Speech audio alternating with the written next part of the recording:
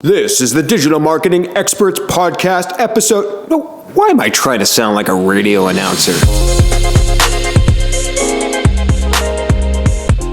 Experts in the Wire, episode 125. Olga from SEO Sly.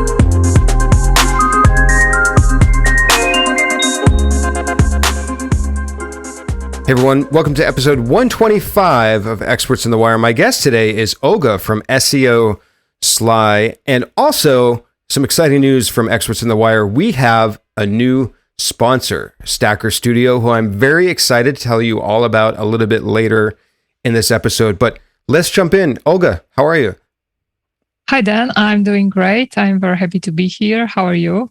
I'm excellent. Thank you. So I wanted to ask a little question about your background. So I know you've been doing SEO for quite a while, right? And your content you put out, it's incredible and it's amazing. But I noticed you did 1 year stint in-house for an SEO company. And I was really curious, how did your brief time working in-house as an SEO, how did that impact how you go about doing SEO? Like, was there anything that you really learned from that in-house SEO experience?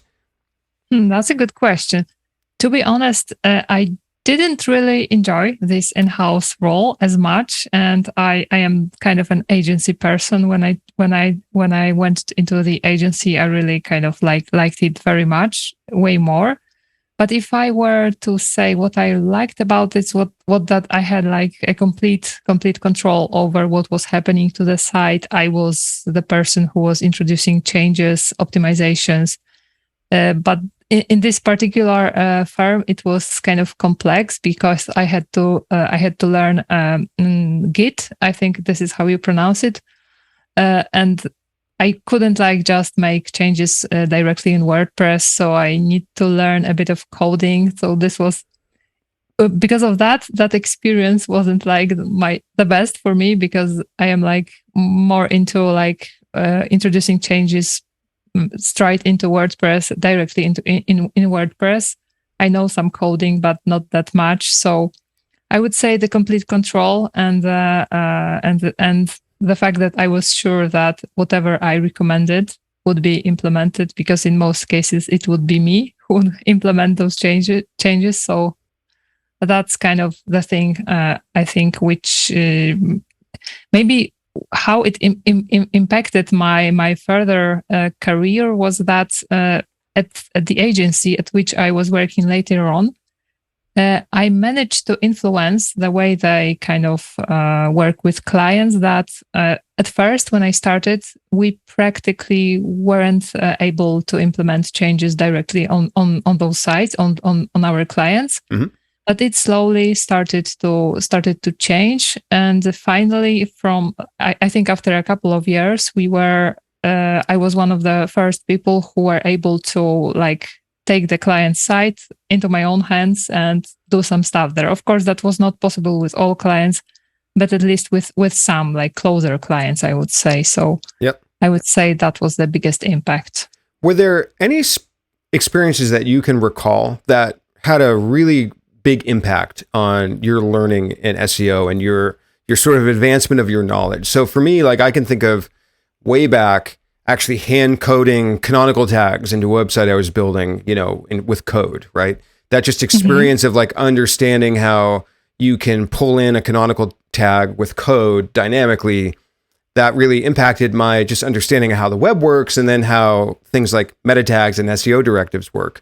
And doing this podcast would be another really great example. I mm-hmm. learn a lot from people like yourself, but are there any experiences for you that you think back to where you really jumped, leaps and as far as how you learned? So I would say this dates back to my very beginnings of SEO, which is around 2010, 11, 12, around that time. This is where I kind of discovered this thing.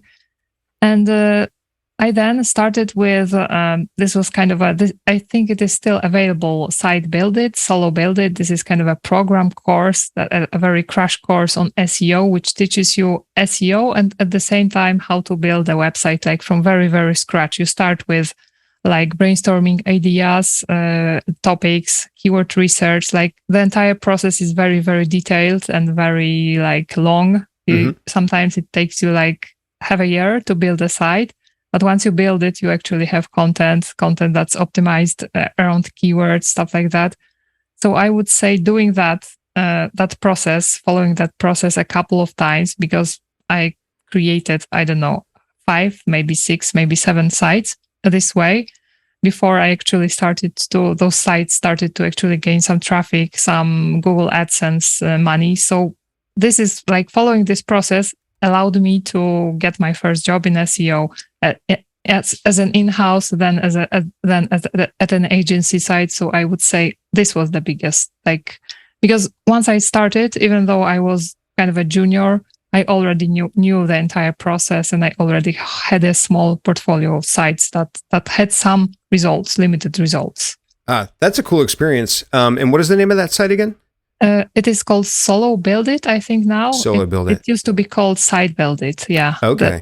If you want to read about SEO, they have so much, so many things, so many articles, in-depth articles, books are integrated into that as well. So yeah. That's really awesome. My starting point. And we've been doing SEO basically about the exact amount of time. So I think it was 2009 or so, 2010 is when I also discovered it and got into it as well. We should also tell people how you and I originally met, because a lot of my guests, I'm literally the first time I've ever talked to them, but we were actually introduced by Ashley Berman Hale, who ran United Search for a little while, and they did a stint where it was a mentorship program where some people were connected. Like you, for instance, you wanted to get into speaking and things like that, right? And I believe we were connected to basically kind of go over some of your presentations and kind of work on slides and stuff like that. How was that experience for you? And then we'll talk about that real quick, and then we'll get to talking about the biggest SEO mistakes that people make. Sure. So this was, I think, around 3, 4, 5 months after I created my site about SEO Sly. Because before that, I was kind of always hidden. I usually did not put my name on any of my sites, but finally, around 2020, around, I think it was August, I decided to create a site and to start sharing my knowledge, because I already was a couple of years into SEO. And after that, I was looking for ways to kind of build my brand, my authority, to start talking to people I had been already admiring for a long time. And then I kind of came across United Search. I applied. I was sure that probably I wouldn't be accepted, but I think it was around December. I got an email that I was accepted. It was such a shock to me that it's happening. And then I was preparing together with you for my first presentation. I was supposed to pitch to attend some conference as a speaker, but actually I didn't have to do that, because I think during the time when we were doing this kind of coaching, I was invited as a speaker to SMX Advanced, and kind of from there things kind of started to speed up really quick. So I remember that was a nice amazing experience. That's right. Yeah. So I think we did about 4 or 5 phone calls where we went through your presentation. And that's awesome how that works. I think just sort of starting that process going, even though you didn't necessarily even have to do a actual pitch, is a great way to kind of get discovered and get some speaking opportunities. So let's talk about SEO mistakes. So you have an article on your site, SEO Sly, and it's a list of the top 100 SEO mistakes. First of all, I do want to go through some of these mistakes so the listeners can go to their websites and kind of make sure that they're not doing these mistakes. But first of all, can you explain how you compiled this list? Because this is a long list of 100 mistakes. And I'm curious how you were able to kind of put this list together. So at my previous job, so I had been kind of an SEO auditor, then kind of SEO auditor expert, I would say, for around 7 years. So in this job, I think, except for the first 2 years, all I was doing in-depth SEO audits. I was kind of the person who created this entire process. I was changing it. I was creating templates. I was kind of thinking about ways to make this process better. So I really during those 5 years, I would say I really audited a ton of websites, and so part of my experience knowledge comes from that. And once I created my site and my site started to get some traction, I actually managed to get a lot of clients for whom I was doing audits. Like simply people were hiring me to do an audit for them. So this way I also managed to do a lot of audits.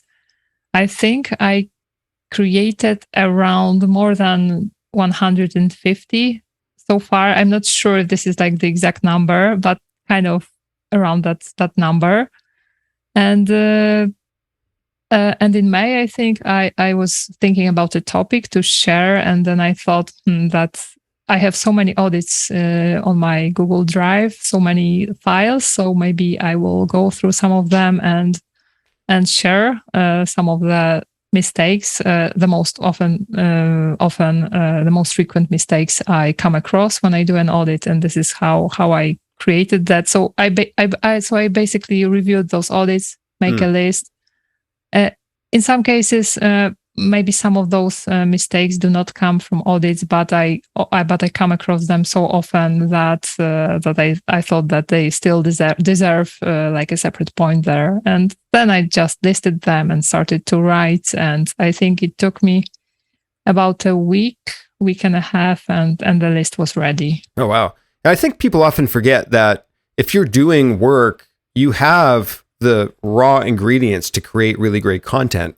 And I think that's one thing you've done really well here by taking your actual work that you've done over the years, searching through your Google Docs and assembling something across all of those audits, which is a really, really great way to come up with content. So let's dive into these. And you have 100 in the list here. So we're not going to go through all 100, obviously, but I think what you're going to do is pick out some of the best of the best mistakes, right? Yeah. So what I want to have you do is introduce the mistake, and then we'll chat a little bit about why it's a mistake and how people can try to avoid these sort of mistakes and fix them. So what is mistake number 1? So I would say low value links. This is like the mistake which I hate the most and which I come across the most.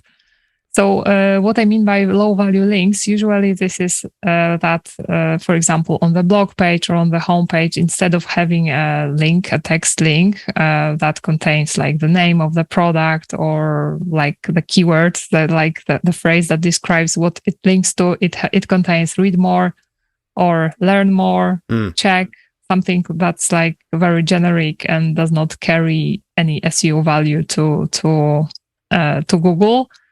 And probably, I think, to screen reader users as well. So I would say low value links are very, very not liked by me.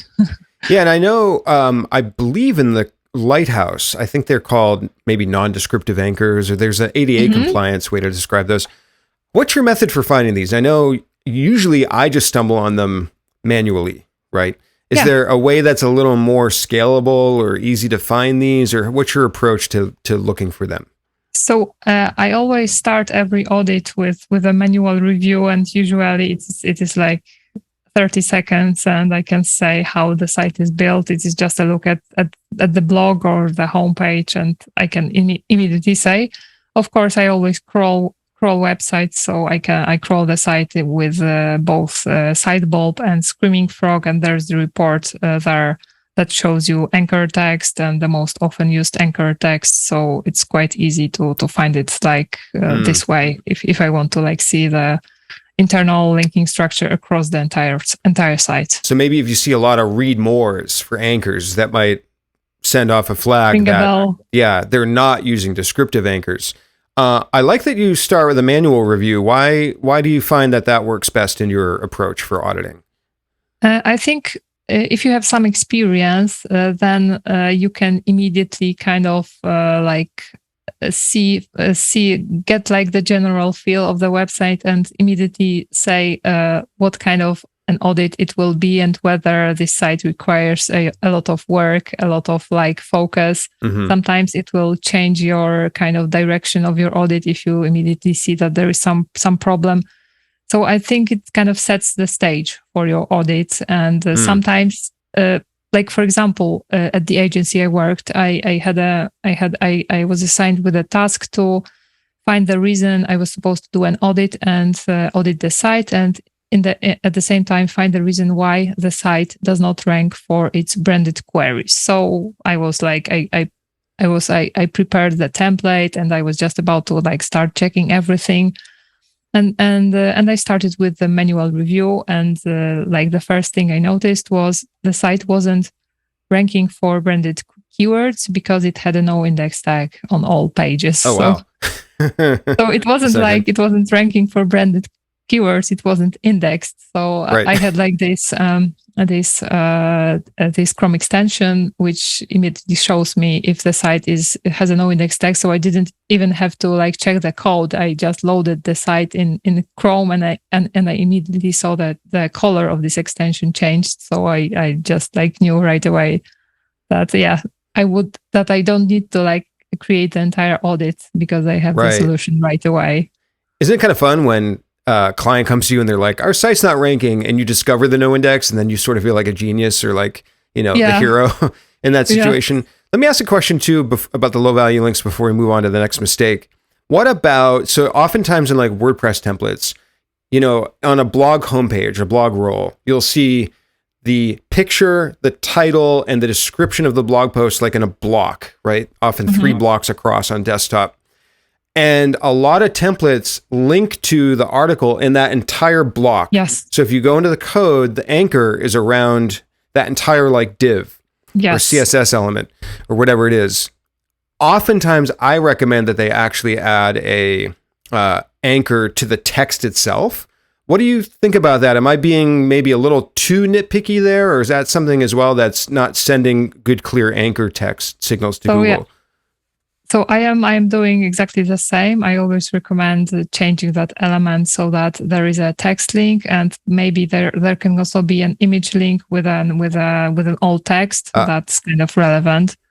So that's usually my recommendation. I always recommend removing that, splitting that into actual href links. Excellent. So let's move on to mistake number 2. What is that one? Okay, so I would say the mistake number 2 will be a bit similar to that. It is load more, having like those load more infinite scroll. In some cases, it may be kind of okay. In many cases, it is not okay. So the sites I have been reviewing, and the sites from which I have this example are the sites which had this load more button on the blog and on all category pages. And on top of that, they also had, usually not all of them, they had a no index tag on blog categories. So basically only the main blog was indexable. And it was indexable, and there was a no index tag on blog categories, and in some cases even on the blog. So on top of not being indexed, Google was not able to crawl. And in addition, one of those sites also had those read more links. So not only were like those links totally irrelevant, Google was not able to see all of them. And yeah. So for the load more, what you're saying is it's a load more button that instead of traditional pagination where you would click page 2 and it would load a new URL, what is this load more doing? It's calling the next set of blog posts in JavaScript, right? Yes, exactly. So, and Googlebot does not usually does not click links, elements, like there's a JavaScript event, Googlebot may not see it.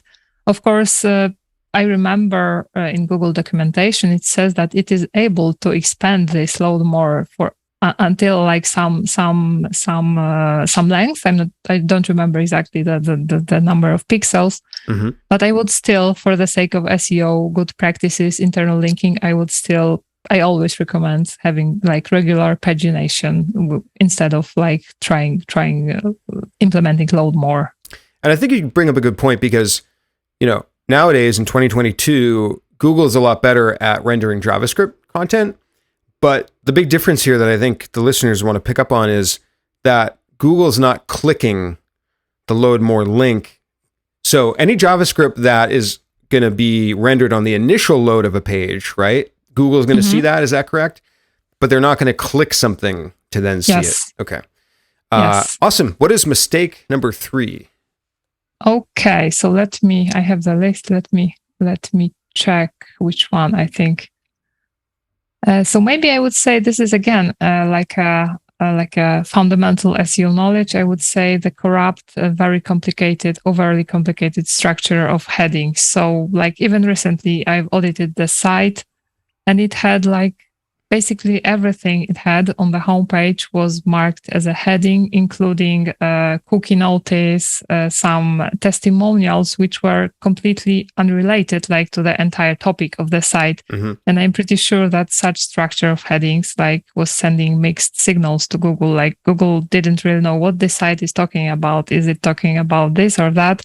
No clear focus, and like hundreds, sometimes hundreds, there are even hundreds of headings. So I always recommend treating headings like chapters in a book, and making sure that each heading actually like kind of connects to the main topic of this site, of this page, and each heading acts as a subtopic, and is kind of, there is some description in the area within that heading or subheading. So and you specifically mean H tags, right? H1, 2, 3, 4, etc. Yes. And so, what's the way that you might go about finding that kind of issue?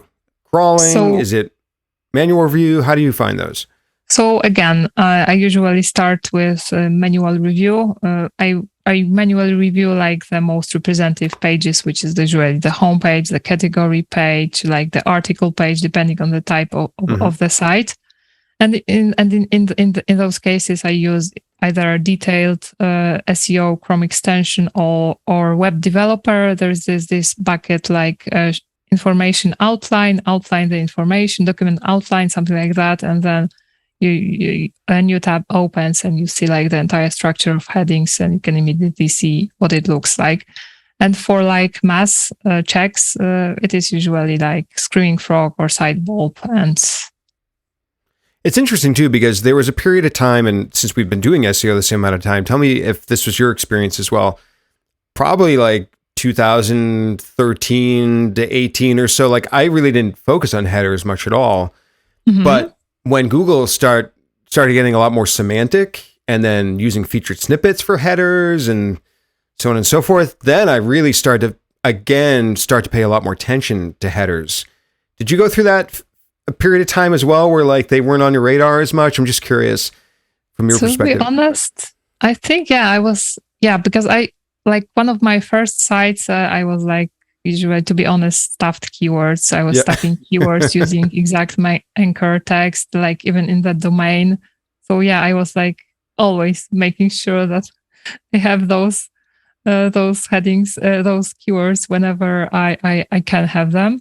But I remember there was a time around, I think 2015, where people were trying to create a page that absolutely answered like everything, every aspect of a given topic within like there could be like 100 headings, and each subheading had like a piece of content, and the idea was that it would rank for like everything relating to that topic. And I think now it's kind of still is it's kind of moving into the direction that we can have like this parent page, but we focus on creating like that. We would rather create more smaller pages instead of creating one very, very gigantic. Interesting. But of course, that depends on the topic niche, but like speaking generally. That's right. So I think we're on 4. Mistake number 4. Yeah, 4. Okay. So I would say no text on the homepage. So very often I see there is a homepage which only contains like only images or some JavaScript, some animations. And basically when I just view it like using this Chrome extension, I see like the number of words is like 50 or something. What Chrome extension is that? Detailed SEO. Yeah, this one also shows you the number of words per page. Of course, you can check it in by crawling the site. Screaming Frog will also show you that low content pages, whatever you set it up to show you. So I would say it in my experience, important to have this content on the homepage, have this structure of headings, like at least say a couple of sentences about each area of your site, each category of your site, depending what type of site is it. So I would say this is because it makes it very hard for Google to really understand what you're talking about, right? So that extension is detailed SEO extension. Detailed SEO, yes. It's really funny. Correct. So just before I hit record, we were chatting about Viper Chill. I was saying, you got to follow this guy. That's his extension and his website. So it looks like, I knew him, but I didn't know. Right. His, so anybody, if you don't follow Viper Chill, he doesn't tweet a lot, but he's, been in SEO a long time, and he definitely knows what he's talking about. He's got some great resources. The other thing I saw the other day was a homepage title tag that said home. Oh, that's a very, I think I have it on my list too. Yeah. This is quite common. That's a good one. And one I often don't even really think about a lot, but now that I'm reflecting back, there's a lot of sites that just don't put any content on their homepage, which is crazy. So, all right, let's do mistake number 5. Okay. So let me check. I would say author box, which contains the author name as admin.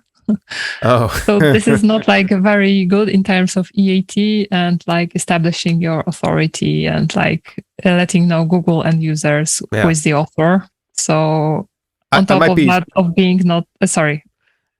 Sorry to cut you off there. I was going to say I might be stepping into dangerous territory here among some SEOs, but what is your take on EAT? I've always and still held the stance that it's good to know about, but when I do SEO, I spend 0 seconds ever even thinking about it, and can definitely rank pages and get traffic. That's what I do all day, right? And I think that to me, the so-called EAT signals are things that should kind of show up in your content, but I think of it like maybe cooking, right? So you're going to end something with a pizza, right? But the ingredients I put into that is cheese and tomatoes and bread and blah, blah, blah. And so I think about the ingredients that I'm putting into good content, which is clear writing, topically complete, good sentiment, all that stuff, which should output something that might align with EAT. But what are your thoughts on that? I mean, do you think that there's a EAT ranking factor?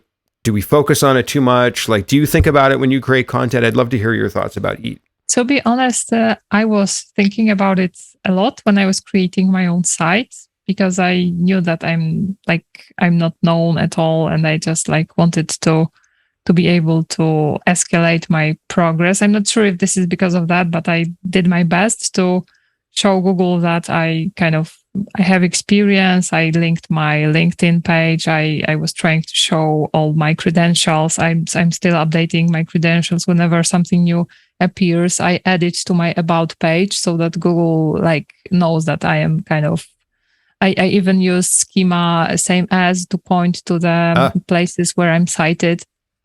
I'm not sure if that's the reason, but I was able to get a lot of traction to my site after 5 months, which is I would say relatively quickly. That's quick. Considered that I was talking about SEO, which is a very high competition kind of area.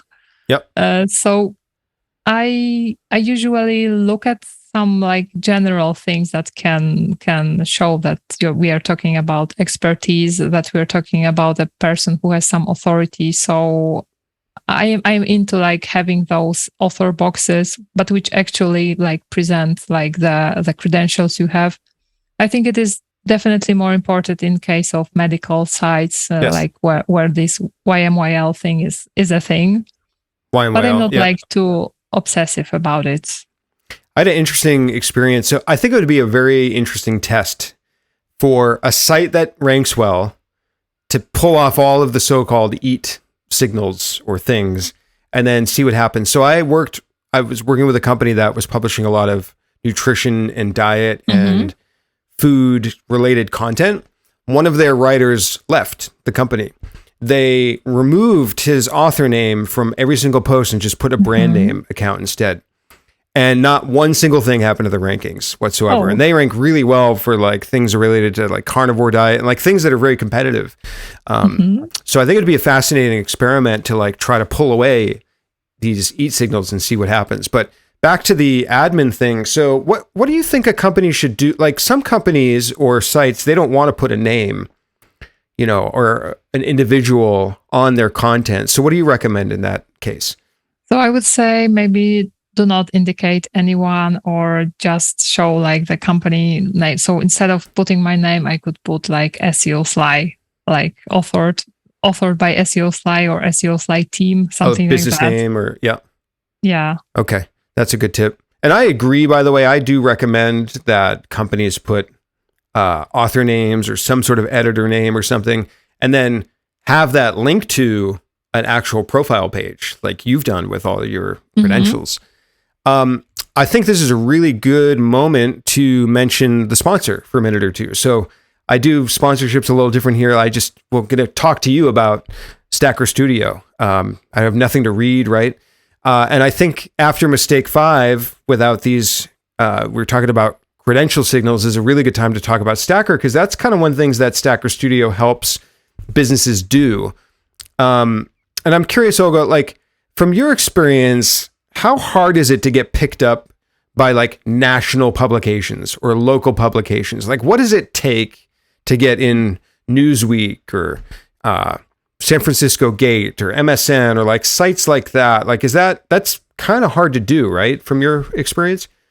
Yeah, definitely. Unless your content kind of is publishes some very unique piece of research, like you actually like compile something that's very, very interesting. And you, for example, rank for like something plus statistics. Yes. Then usually it is quite hard to get, unless you know someone in those publications. And I love that example because I do recommend sites create statistics content for that reason. Stacker Studio, so basically, let me step back for a second. So Amanda Milligan works with Stacker Studio. She reached out to me. She originally was running the Fractal podcast. So Fractal's a great content marketing company. And when she reached out, I already knew Amanda and absolutely 1000% trust anything she would recommend. So when she reached out, she's like, "Hey, I'm with Stacker. We'd love to sponsor you."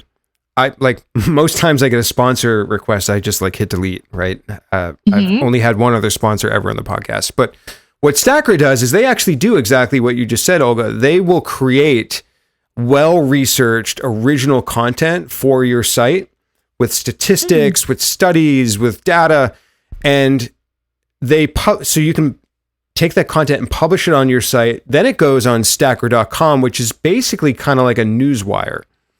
And it gets published there. And then what happens, it goes out into Stacker's ecosystem where it gets picked up by like real examples of sites that some of Stacker's content has been picked up on is San Francisco Gate, Houston Chronicle, MSN, Newsweek, Daily News.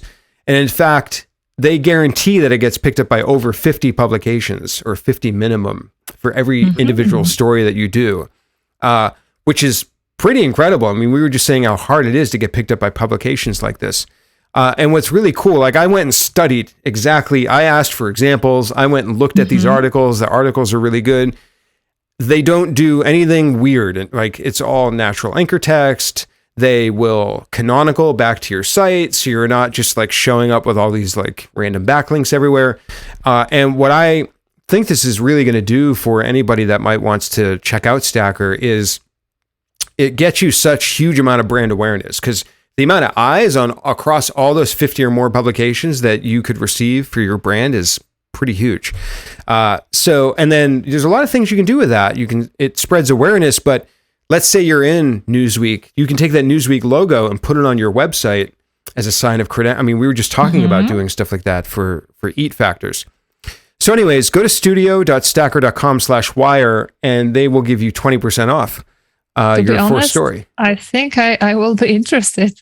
Yeah, right. Yeah, doesn't it sound like? Yeah. Because I also cooperate with an agency who does lawyer SEO, and we are like actually now in the process of trying to compile such pieces of data. But this is like difficult, like time consuming. and we are actually looking for Yep. someone who can do that. So Yeah, it seems really great because, like I said, they create the content for you. It goes on your site, so so you can get the traffic. Then you get picked up. So there's so many multipliers of benefits from that. definitely, like give me like all the data I need, and I will Yeah. get started once we finish. So it's studio.stacker.com/wire for 20% off. Okay, awesome. Let's get to mistake number 6. Okay, so let me pick one. How about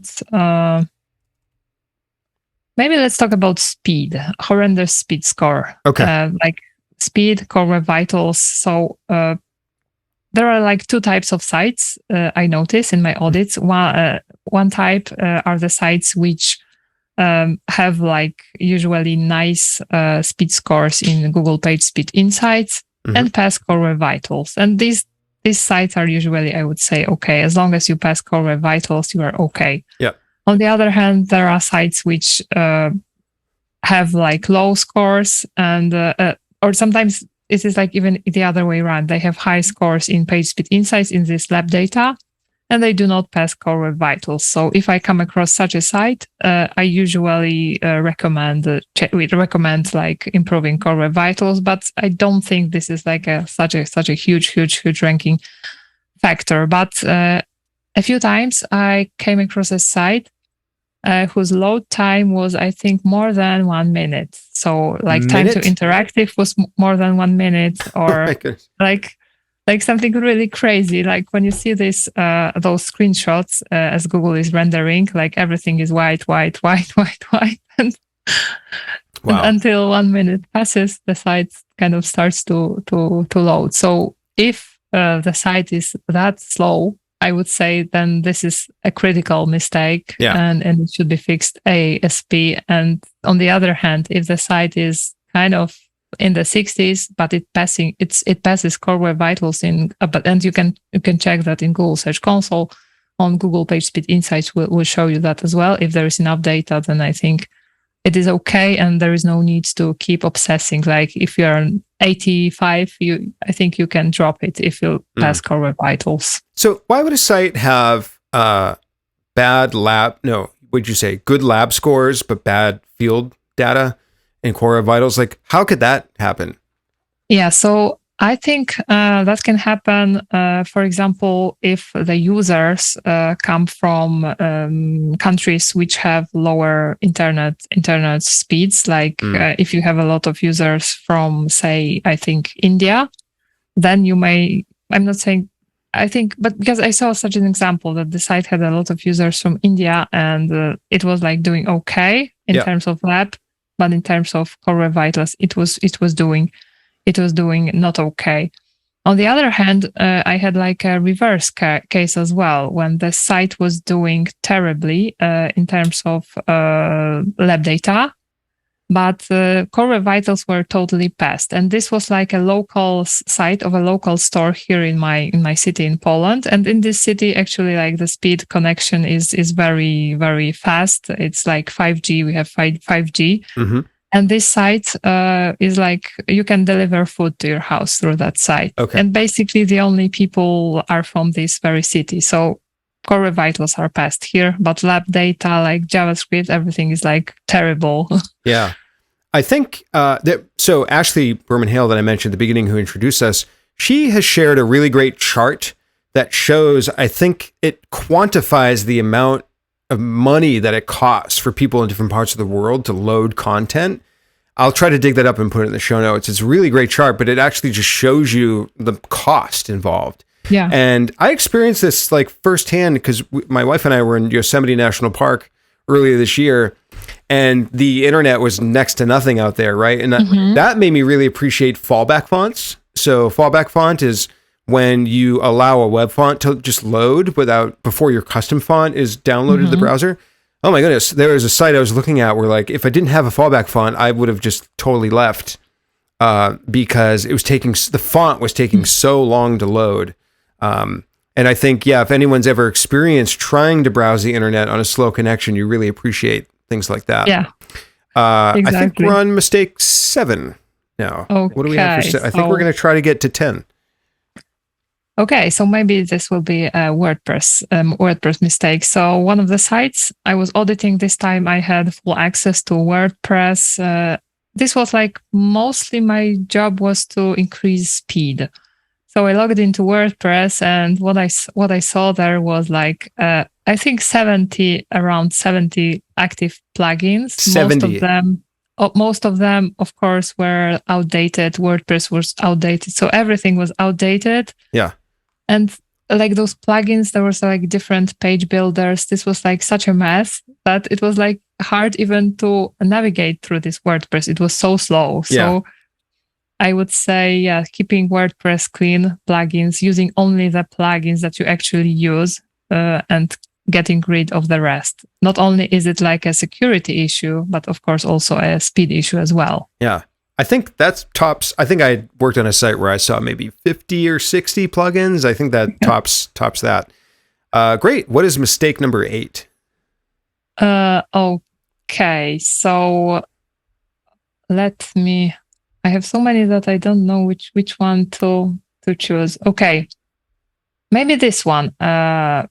URL addresses, permalinks, which have dates in them. So URL address is not like a ranking factor. I think John Mueller was very clear about it, that Google does not really look at the URL address, that it may look at the URL address before indexing content, like something like that. Mm-hmm. But on the other hand, I think this is more like user experience type of thing. Yep. If you have like 2010 in the URL address, and someone like sees that link, they will like automatically think this is like an outdated article, even if you have been updating this. And then if you change the URL, then of course you are creating a new article. You have to like do the redirect if you change the URL. So I would say keep permalinks as clean as possible without adding dates there. Is this referring to, so in some blog setups, the subfolder will be the year and the month and the day? Mm-hmm, yes. Is this referring to that, or is this referring to in the actual post name, that final path in the URL?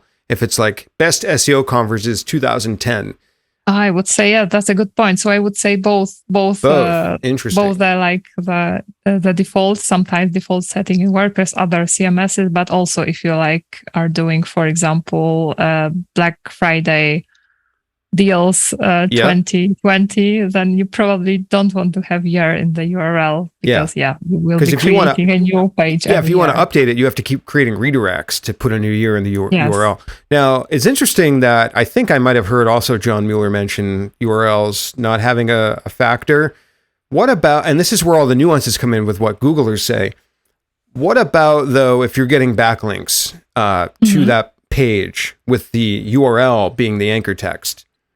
Might that have an impact on rankings for that page because you're getting descriptive anchor text in external backlinks to this unfriendly URL? Well, I think what you were saying, were you saying John Mueller said that URLs are not a ranking factor? Mm-hmm. So what about though? I mean, so should people still name the URLs with good, clear keywords in them?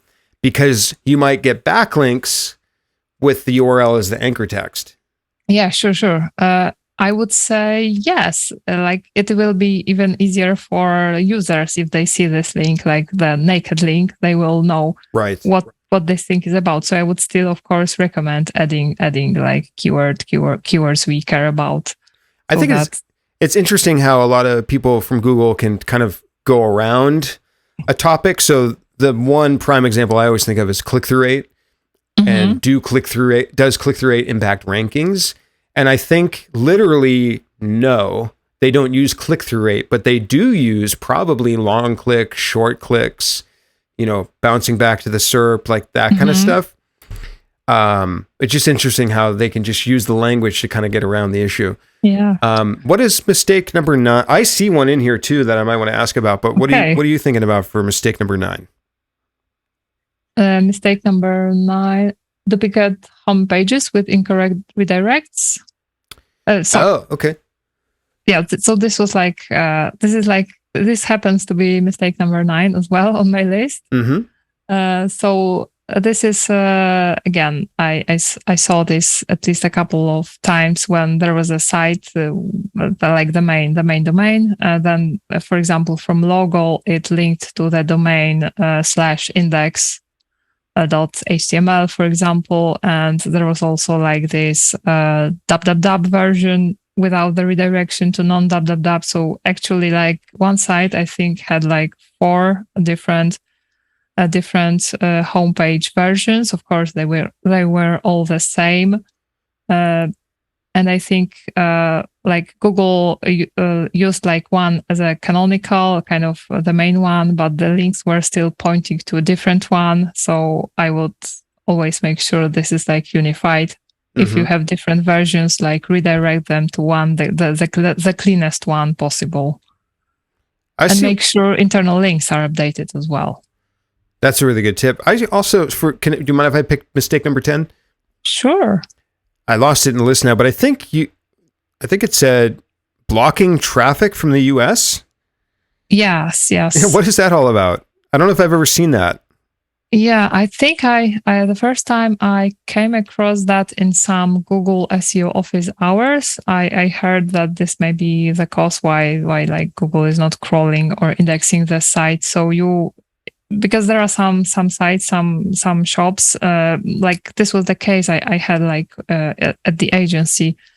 So they had like different versions of stores for different countries, and they did not want their UK-based store to receive traffic from the US. So they basically blocked all traffic from the US, so that they don't see it. So don't see that version, or they were redirected to a different site, to their US-based store. Okay. And as a result, like Google wasn't able to. Because Google's in the US.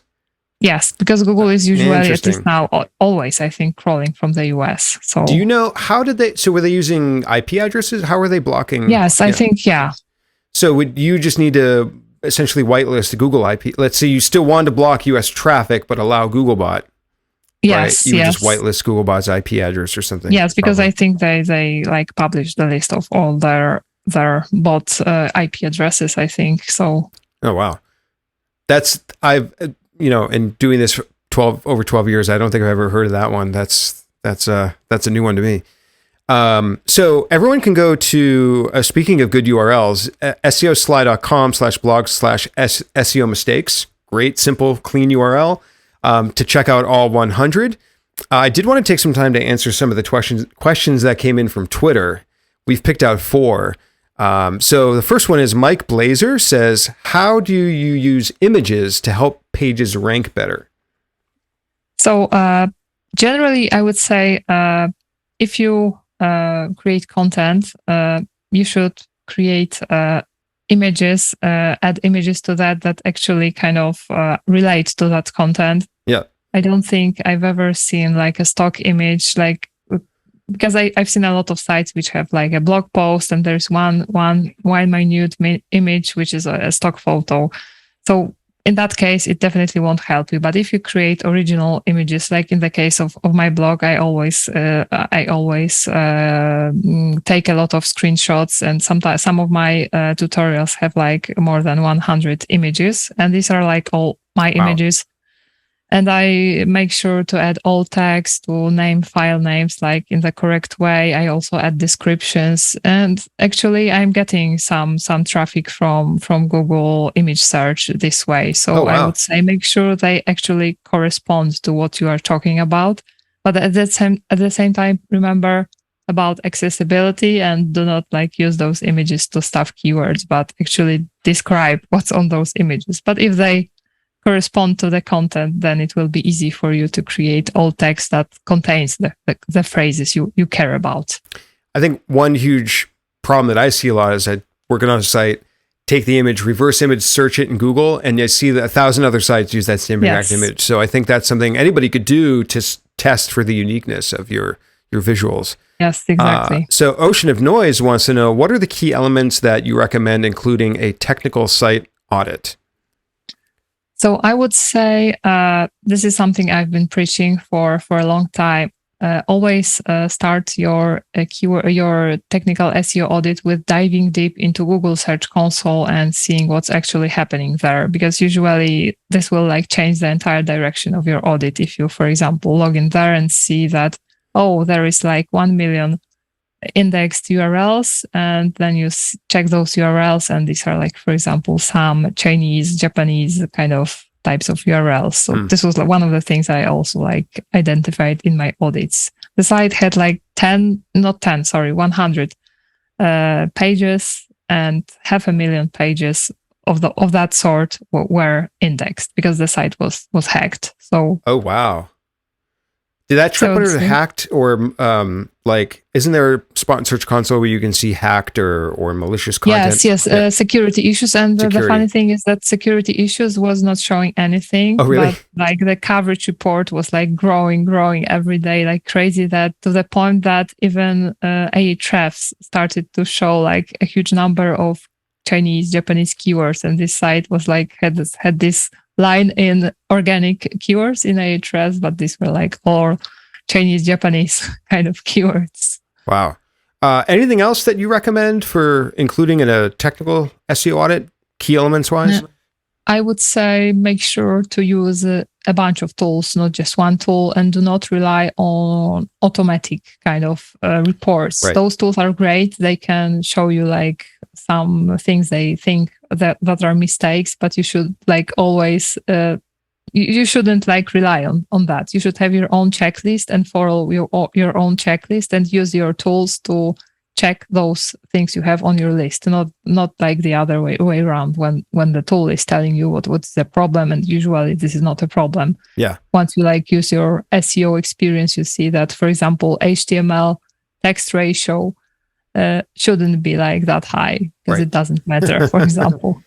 One thing that I always think of that I can't find with a tool and only find manually is like a soft 404 page. So you just type in a bad URL on purpose and see that it returns a 200 code. And like a lot of developers or sites will do that. They'll set up their 404 pages or broken pages actually 301 to 200 or 302 to 200. So that's something I always do in my checklist. This was like, I once like had this, I was reviewing an affiliate site, doing an audit, and I crawled it. This was a huge site, and I noticed, wow, this site has no 404s. That's crazy. And then this was exactly the thing. The site was like redirecting to the homepage. Right. Yeah. Because at first you're almost like, wow, they're doing a great job. They're cleaning up all their 404s. And then you realize that it's not that at all. Yeah. Exactly. So at Darth Nick on Twitter, he wants to know, have you ever seen a significant difference in performance when it comes to using HTML tables versus images to showcase information and data, ignoring table-rich snippets?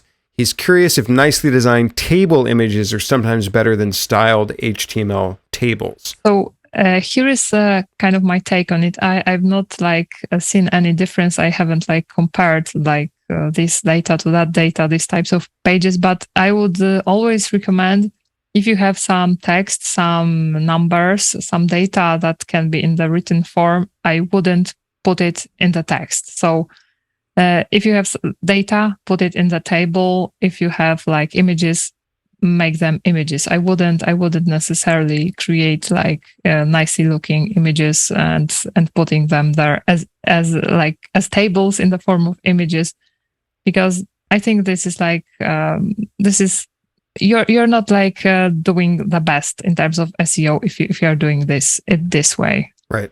Well, the problem I see with images is Google can't see the text in the image. And on the other side of that, I just had a client put an HTML table in a post the other day, and they're getting a table snippet as the featured snippet too, which is a good benefit. Exactly. We have another Twitter question that I want to ask a little bit about your blogging, but I'm going to totally butcher this name, but Mohammed, I don't know how to say the rest of that, but Mohammed wants to know, how do you make clients understand the importance of tech SEO, especially for those clients who are obsessed with getting #1 rankings or ranking for all their industry terms, etc.?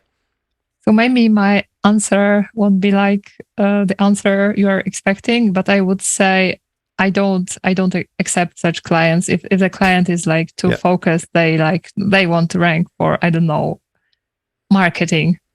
And this is like, they want to do that, and then I simply I'm not able, probably I won't be able to do that. So I usually do not take on such clients. I only work with clients who actually understand the value of SEO. They understand that they need this. So my advice would be to, if the client does not understand it, it means that you should probably look for a client who does. And I'm pretty sure there are a ton of people who understand the value of SEO and would be happy to work with you. Of course, there are exceptions. Sometimes it is possible to talk some sense into them, to show them, for example, how search works, show them some Google documentation, but it does not always work. So that's my take on it. I like that take a lot, and I agree. I tend to not try to sell SEO to the unsellable. One thing I find too is for anybody to try to segment. So don't think of tech SEO as just one thing, right? Maybe there's a client that really does care about page speed because they care about conversions. So that's a easier sell when it comes to tech SEO. Maybe they don't care about structured data because they don't see the benefit in that from another perspective. So what it might be for me is to try to find that one thing that might overlap with another marketing or business goal that they have. So I want to talk about your blogging. So as you mentioned, when we first met through United Search, you had just started blogging. I remember your first couple posts. I thought they were amazing. In fact, when we did the mentoring thing, I was mentoring you with speaking, but I felt like I was actually the one learning a lot when it came to tech SEO. When you started blogging, fast forward now, it's like a year and a half later. And like we mentioned, your blog's doing amazing. You have a lot of content. I always see you getting shared a ton on Twitter, etc. When you started though, did you have like a plan for that? Or did you kind of just take it one post after another and it just sort of or did you have a master plan in mind? Yeah, so I like the planning stage. So actually I started planning, I think around May and June 2020 and July. This was like my planning phase. So I actually did a very, very thorough keyword research. I always, when I, for example, prepare a client for migration or do migration, create a new site, I always like to create such a tree. I like to draw the structure of the site, like a mind map, something like that. And this is what I did here. Of course, it evolved. It kept changing. My kind of ideas kept changing, but I had like a very, very thorough, long list of keywords I thought I would write about. Oh, cool. So that's also your process for coming up with the topics, the actual topics. Yes, but now since my site is already getting some traffic from Google Discover and from organic, and there are some positions, I think I will now switch my strategy a bit to look for keywords for which I already rank on lower positions, but about which I don't have exactly the content. I noticed a lot of nice keywords that I might use and which I don't talk about yet on my site. So I would say this way. Do you have, I know you talked a little bit about your process for creating content for the SEO mistakes article. Do you have sort of a go-to process for all your content when it comes to creating it? I would say if I create a piece like that, then this is usually, I know that I want to talk about SEO mistakes. So I just sit down and write it for a couple of days. But in other cases, I do keyword research. I have the plan of, for example, what keywords I want to use, how I want to link it. But it is not very, very strict. It is not like a content brief I would give to an author. I simply maybe more intuitively put those keywords in the places where I think they should be. I update internal links. But recently, I've also started. I've been using Also Ask, this tool. I generated around 1,000 different questions about SEO, and I started answering them on my blog and on my YouTube channel. And I'm curious to see how it works out. Already, I noticed a few nice rankings. Like if you type one of those questions, not only do you see my YouTube video in SERPs, but you also can see my blog post, which also has the written form, which has the embedded video. So this is something I'm experimenting with. It's great that you actually use all this SEO to do your blog. I know when I used to do more SEO blogging in the past, I kind of didn't do a lot of that. I would just think of topics that I wanted to write about, and maybe I should have been more, a little more calculated about it. I also want to ask too, recently you had a situation happen where somebody stole all an entire post of yours or something. And yeah, that was like 20K words. Yeah. Lots of content, made a book about it, put that book on Amazon and was selling it. Mm-hmm. You very well articulated in an articulated way, confronted this person on Twitter. I'm not even going to say their name, but you sort of confronted the situation. Then that person doubled down and said that you were the one that actually stole their content. Yes. And I'm sure a lot of listeners are a little familiar with some of the backstory, but what I wanted to ask you about it was like, what has helped you sort of bounce back from a situation like that? Like, I'm sure it was really hard to deal with, right? Like, not to mention all the hours and the energy and right. But what are the things that have helped you sort of bounce back from that? Because also I'm thinking about other people that get into these situations, and what might be helpful for them as well. Sure. So at first, I was very stressful, especially that I was after one surgery and waiting for another. So then I was not only I was feeling unwell and I couldn't focus on my recovery, but I kept checking Twitter and what's going on.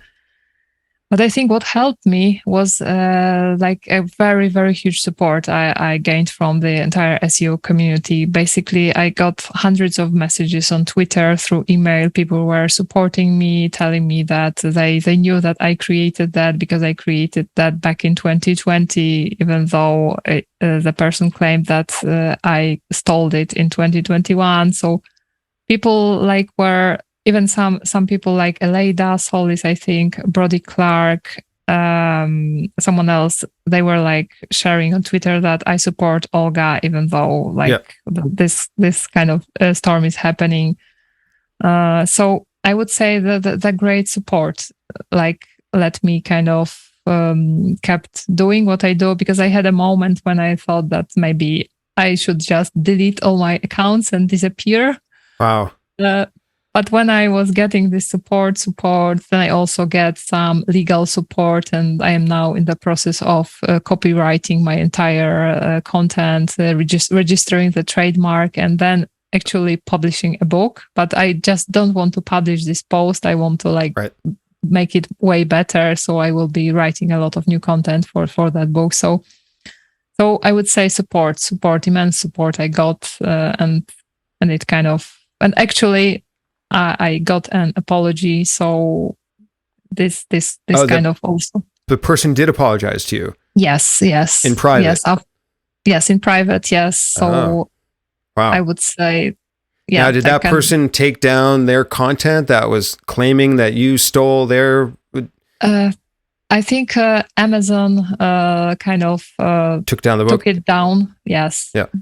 Wow. Before that, I'm sure on behalf of. I haven't checked yet now. What's the situation, but I will check whether maybe something changed again. Well, I'm sure on behalf of all the listeners and everything, we're glad you're still around. Your information is really valuable and unique, and we all get so much value out of it. And it sounds like you learned a bit about copywriting, and so can you just copyright your blog content? How does that work? I've never actually even thought about doing that. Yeah, so now I know a lot about this. So I have a very nice lawyer who is kind of walking me through the entire process now. So if you have your own website, it gets automatic copyrights. But if you publish in the US, you are not that well protected. Even though I'm based in Europe, my work is not that well protected in the US. Okay. So the best way to do that is to simply file copyrights. You can copyright specific blog posts or the whole series or of blog posts. And once you do that, the fines are very, very, very high, even in hundreds, tens or thousands, tens of hundreds of thousands of dollars. Wow. Once your copyrighted material gets stolen. You have this automatic copyright as well. Mm-hmm. So if you file DMCA or something like that, they will take it down, but you're not that well protected if you actually file this copyright registration. So this is what I'm doing, and the same regarding my SEO Sly kind of name. Right. You can trade now. That's a trademark, right? Where you yes, it's going to be. This is like now in the process. Okay. Yes. Very cool. Well, glad you made it through all that, and like I said, we're glad you're still here. And speaking of the industry, are you doing any speaking coming up or anything else? Besides the podcasts and blogging and whatnot. Where can people find you? So I am now starting to work on my SEO podcast, which I hope to release in September. Oh, you're launching a podcast? Than that, yes. Amazing. Yes, I am. Oh, what's going to be the name? Do you have a name for it?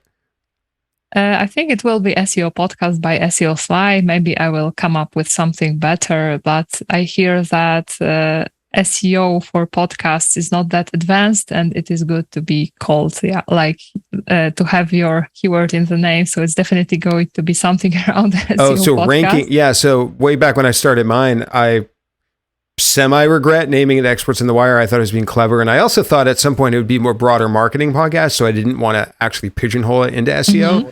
But now looking back, I just wish I'd call it the Evolving SEO Podcast, because that's what half the people call it anyways. So I think you're probably smart to stick with your brand and have the keyword in there. But it may get more sophisticated, like SEO for podcasts. But other than that, I have a few invitations. I will be talking with Olga on Crawling Mondays. I'm also invited to Search with Candor podcasts. So I have a bunch of podcasts, and I hope in 2023 once I get my book, because a lot is going on in my life as well right now. Yep. I hope in 2023 I will be able to attend some in-person conference, maybe in the US. Oh, awesome. Oh, that'd be amazing. So just to wrap up, tell everyone again your website, but then also Twitter, LinkedIn, wherever else people can find you online. So I am at Twitter. My handle is at Olga Zarzeczna. I think it may be hard. We'll put in the show notes too. But other than that, it's seosly.com, and this is where you can find me. I also have a YouTube channel, a fresh new one, so you can also check my videos there. Yeah, and I'm on LinkedIn as well. We did not even chat about your YouTube channel, which seems like it's going well also.